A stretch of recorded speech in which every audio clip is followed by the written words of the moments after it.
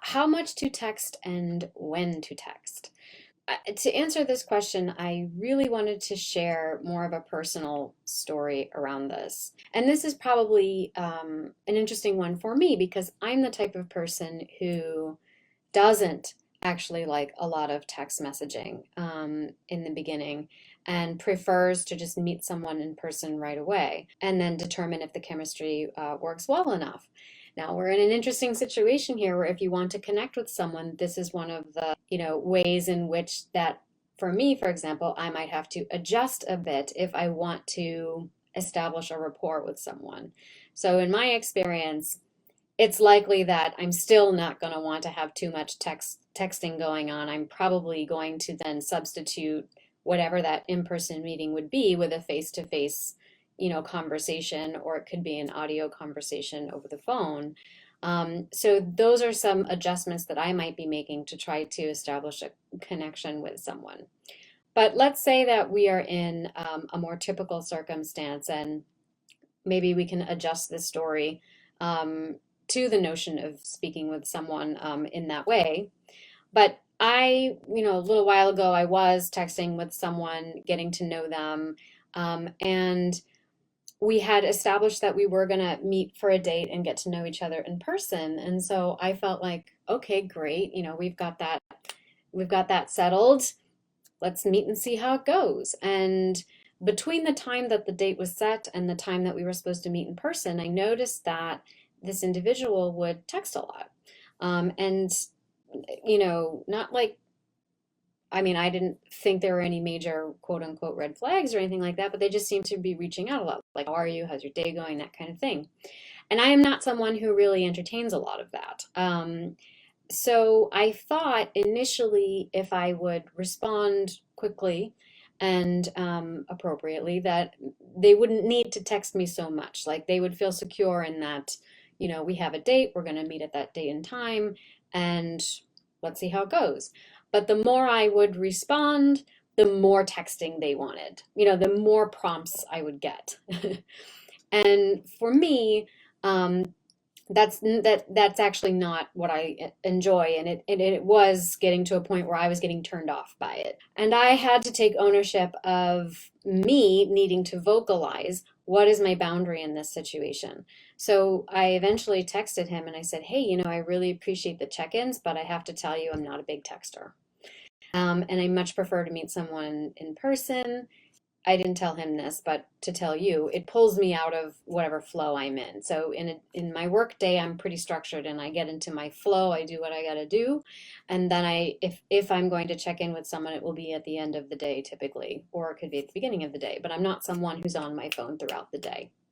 I just can't do that. And so I said, I'm not a big texter, but I promise I'll be there, at the set day and time. This was before coronavirus. And, I'll see you then. And he responded, okay, I get it. I know you have priorities. No, no worries. And I thought, great. Oh, that felt good. I set my boundary and now he's respecting it. Um, which losing attraction. Oh, okay. Attraction back up. And then the next day, texts me, would you rather speak on the phone instead? And then I was just like, so now, my immediate response was, is this a red flag? Is this someone who can't hear what I'm saying? Is this someone who is trying to love bomb me? Is this someone who comes on way too strong in the beginning because they're in love with the idea of being in love and then they peter out, 2, 3 weeks down the line? We all know those people, don't we? So I thought to myself, how am I going to handle this? Because I was starting to get a little aggravated. My attraction was going up and down based on the way this digital connection was unfolding. And so I thought to myself, well, maybe, number one, maybe he's asking because he thought I was indirectly asking for a phone conversation instead of text messaging. Maybe he was concerned that I was going to bail on him or catfish him or something. And that has happened to me. People have ditched me confirming the date right up to 15 minutes prior to they're supposed to show up and just don't show up. So I have empathy for that. Maybe he just wanted to hear my voice on the phone. Maybe he was one of those people who would listen to Matthew Hussey, who says you have to have a phone call before you go on a date. All of those things. So I had compassion for that, and I was like, maybe I just need to restate my boundary, make it clearer, right? And that is what happens in relationships. We have to continuously restate the boundary and continue to clarify. That is what open communication is about. And I don't mind sharing that I also felt some anxiety around that because in the past, when I would date people or go on online dating, I would sense that they were looking for something from me. If they're asking, they're looking for some kind of responsiveness. And then I would just give whatever I thought they wanted because I'm trying to reassure them. And on some level, I thought, well, if they like me, then I owe them something, right? And that's my baggage, that's my work, and I own that. That's my boundary to hold. So, the other side of it is you think you owe them something and then it doesn't go the way that you would want it to go, and then we feel taken advantage of. But it was my response to that, right? And knowing my own boundaries around that shifts the way that works. So in this example, I said, okay, how am I going to reassure this person without feeling resentful of it and without feeling like they had somehow badgered me into it, right? So I decided that I was okay. I wasn't okay with getting into a long conversation before we met, but I was okay with, sending a voice message. So I sent a voice message and I said, hey, again, thank you for checking in. I appreciate it. I also appreciate the willingness to talk on the phone. I don't have the time to do that before we meet, but if you wanted to hear my voice, here it is. I promise I will be there at the date and time. I'll even text you before just to confirm, and I will see you then, right? At which point he said, thank you, I appreciate the call, appreciate the reassurance. Great, see you then. And he left me alone for 2 days. Yes. And then I met him on the date, and it was fine. And he wasn't pushy. He was a very nice guy.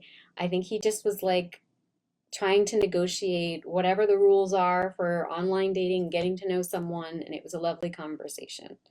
So the moral of the story is that, you know, there was this whole process that went on for me in that experience, noticing what I was responding to, when my attraction was going down, how do I bring it back up? And it was all about my own internal monologue around how I was experiencing my own boundaries and how I was willing to acknowledge them and how I was willing to vocalize them.